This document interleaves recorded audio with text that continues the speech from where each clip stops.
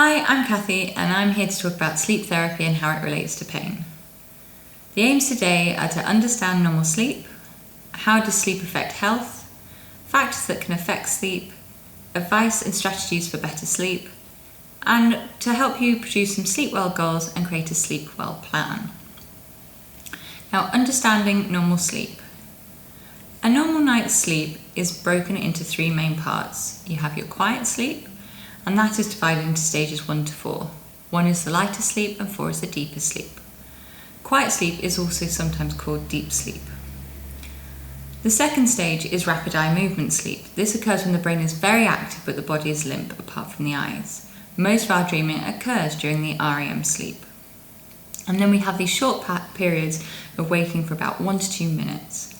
Now throughout the night we go through 4 to 5 periods of the quiet sleep, and that alternates with the 4 to 5 periods of REM sleep. And then you have your short periods of waking sleep for about 1 to 2 minutes every 2 hours or so. And this happens more frequently towards the end of the night. Normally, when you enter these wakeful periods, you don't remember and you go back to sleep. However, if you're distracted, for example due to noise or pain, then the wakeful times tend to last longer and you're more likely to remember them or wake up fully. Many people ask, how much sleep should I get and how much is enough? Now, some people need as little as 3 to 4 hours sleep a night, and some people as much as 9 to 10 hours. Older people need only about 6 hours of sleep, and everyone is very different. There's no fixed advice on what is enough or what is normal. What's important is not to compare your amount of sleep to other people, and you should get enough sleep for you so that you feel refreshed and not sleepy during the daytime. How does sleep relate to health? Well, when you haven't slept well, it can really affect your mood. It can make you frustrated, snappy, and it can affect concentration. Having one poor night's sleep can feel awful, let alone if you repeatedly have poor sleep like many people with long-term pain have. I'd like you to think about, how do you feel if you don't sleep well?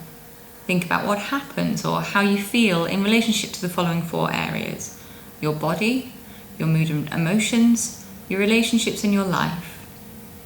Here are some things that people describe when they haven't had enough sleep, and have a think and see, do you agree with any of them? My pain gets worse.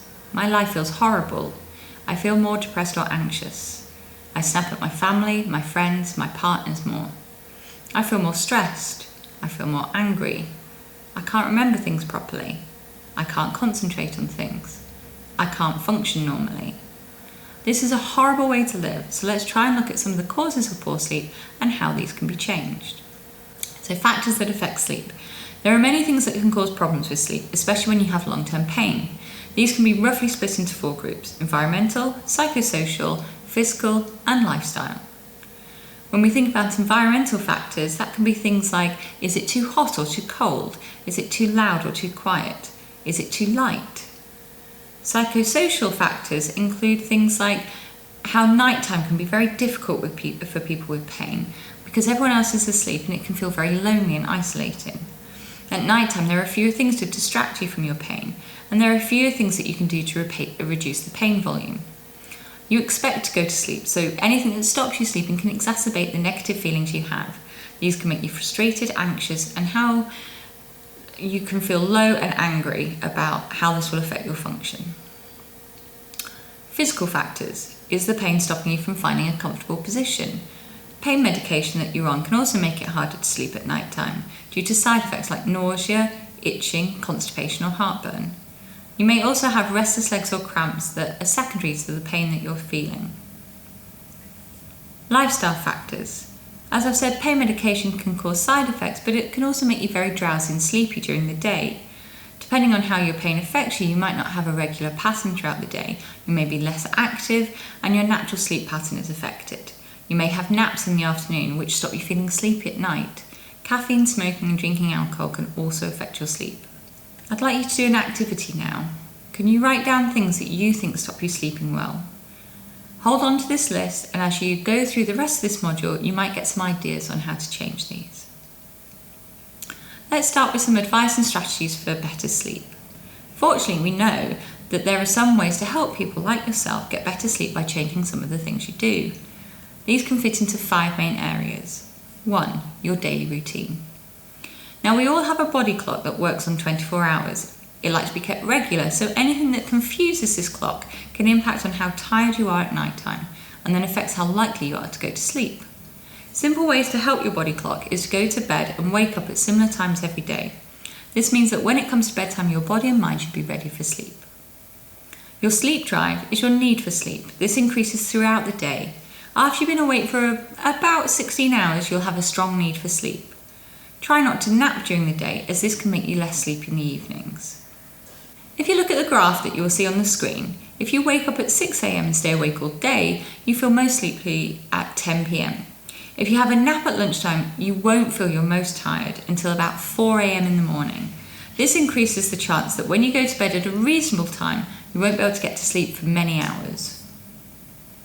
So when you go to bed, and if you nap during the day, this is very important, but what you do during the day is equally important. I'd like you to do an activity now. Think about how much sleep you generally need to feel refreshed. Perhaps think about the last time you felt you got a good night's sleep. Think about what time you want to get up in the morning. And then you want to take the number of hours of sleep from this time to work out when you need to go to bed every night.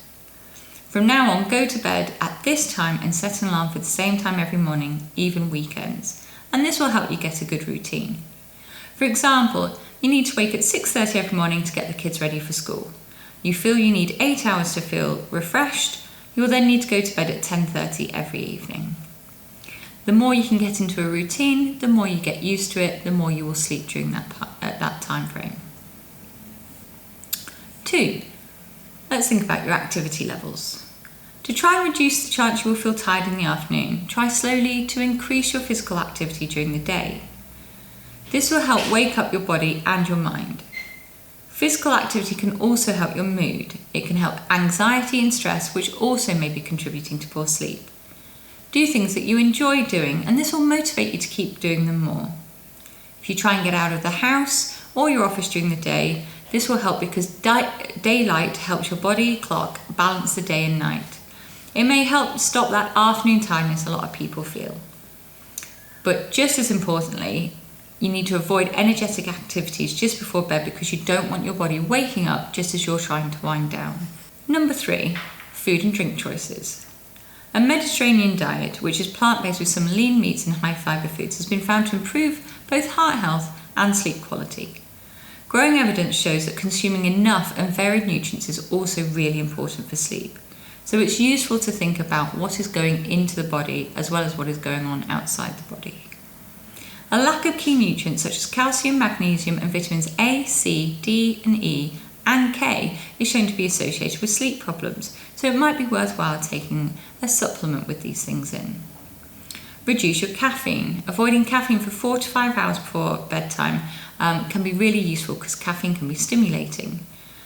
Just also think about the fact that chocolate, tea, coffee, cola, energy drinks, as well as some over-the-counter medications such as flu treatments can also have caffeine in them.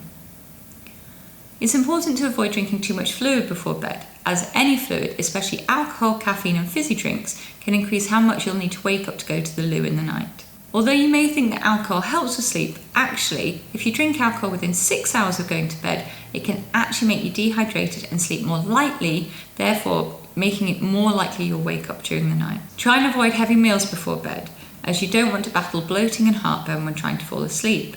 However, a light snack before bed may stop you waking hungry. If you awake in the night, try to avoid snacking as your body may start waking up as it expects food. You could also try a nice soothing drink like warm milk or a herbal tea that's designed for bedtime. Think about your nighttime routine. Make sure that your room isn't too hot or too cold. If you feel cold, you can try a hot water bottle or some bed socks. You can try different amounts of layers to get the right temperature for you. You're more likely to sleep well if it is dark in your room, as this is when your body releases melatonin, which helps control sleep patterns. Could you get thicker curtains or perhaps blackout blinds, or try an eye mask? Avoid using your bedroom to rest in during the day. You want your brain to associate your bedroom with sleep only. Go to bed when you feel sleepy tired and not beforehand. Can you try and turn the light off right away? And don't watch TV or go on your phone before bed. The light from these devices stop you producing the melatonin, which, as we know, helps control sleep patterns. Turn your clock away from you so you can't check the time if you wake up. The If you are clock watching, you're less likely to fall asleep again. And it can also cause you to worry about how long it is before you have to get up. That can make it even harder to fall asleep. Finally, helping your mind and body rest. Make sure you have a comfortable mattress and bedding. You may need extra pillows to support you in a comfortable position. Make sure your room is quiet. If you like some noise to go to sleep to, for example an audiobook or white noise, then you can control the levels. You may need earplugs if you live on a noisy road or if you have noisy neighbours. Do not smoke for 6 hours before bed because nicotine can help keep you awake. Avoid stimulating activities before bed, for example work or exciting video games, as this can stop you relaxing. And don't do strenuous activities within 4 hours of bedtime for the same reason. You can try relaxation techniques such as breathing exercises, visualization, mindfulness or soothing sounds. Ensure these are different to any mindfulness or relaxation exercises you do throughout the day to ensure your mind knows these are the ones that are specific for sleep and bedtime. Consider a relaxing bath, self-massage, aromatherapy or candles to help you feel more relaxed. The question we get asked a lot is, what do I do if we wake up? Well, if you wake up in the night, try not to get frustrated and try and keep relaxed, although of course this is easier said than done. If you can't go to sleep within 30 minutes, try to get out of the bed and go to another room. If you stay in your bed, your brain can find it hard to go back to sleep and it starts associating your bed with being awake and worried. Try a relaxation technique or get out of bed and do something calming in another room. Then return to bed as if you're going to bed for the first time that evening.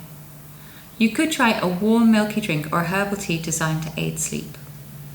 As we've said, it's really important to try not to clock watch, as that can leave you feeling very frustrated.